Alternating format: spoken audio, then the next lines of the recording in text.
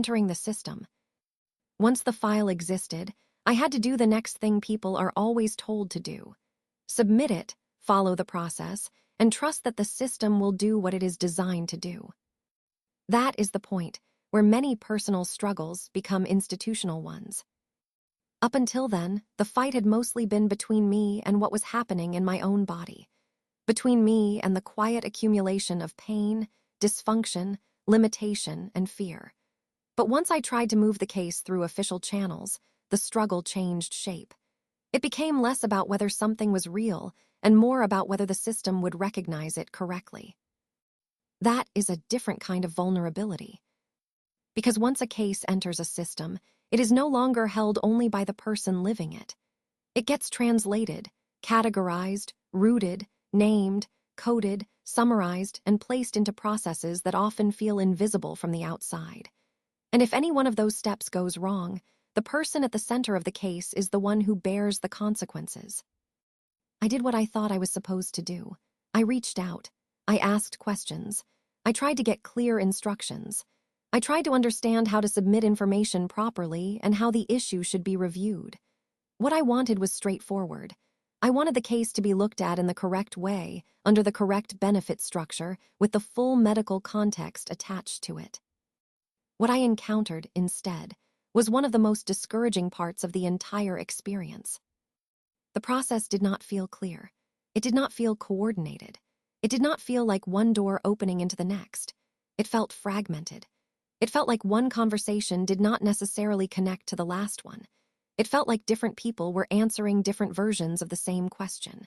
It felt like I was trying to enter a building where every door led to a different hallway, and each hallway seemed to assume I belonged somewhere else. That was the first major sign that this was not only going to be a medical fight, it was going to be a process fight too. I learned very quickly that asking for help and getting usable guidance were not the same thing. There were moments where it felt like I was being sent in circles. Moments where I was trying to explain something serious and specific, only to be met with answers that did not fit the actual problem. Moments where the burden seemed to fall back on me to figure out what the right department should have been in the first place. I found myself trying not only to communicate my own case, but to interpret the system's confusion in real time. That kind of confusion is not a small thing when you are already unwell. It is destabilizing. It makes you doubt whether you are explaining yourself clearly enough, whether you are missing something obvious, whether the failure is yours or theirs, whether the next call will help or only drain more energy you do not have to spare. I began to see how often people are worn down before they are ever truly heard. Not necessarily because one person decides to be cruel, though that can happen too. More often it is because the system itself is disjointed.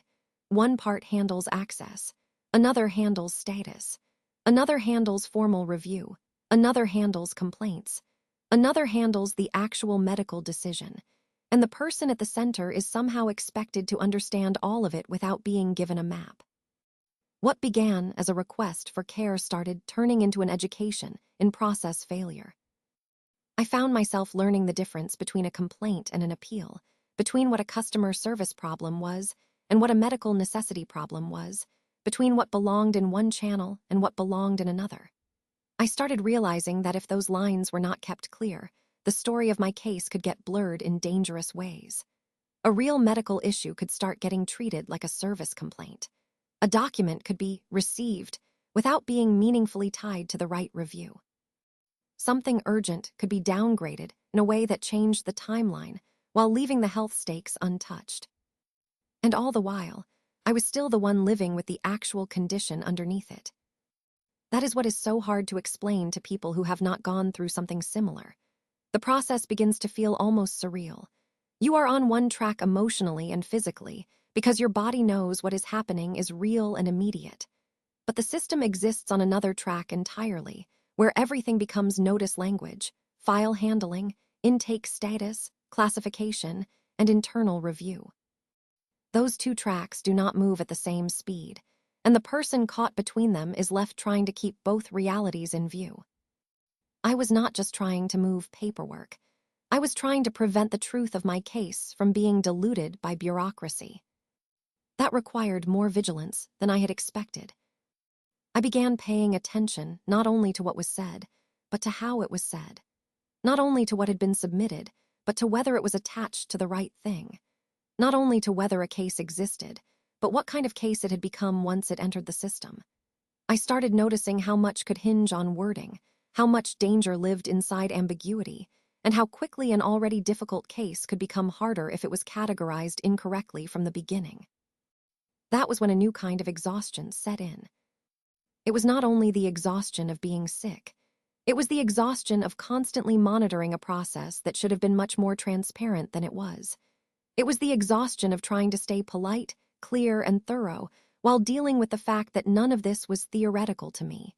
This was not a thought exercise.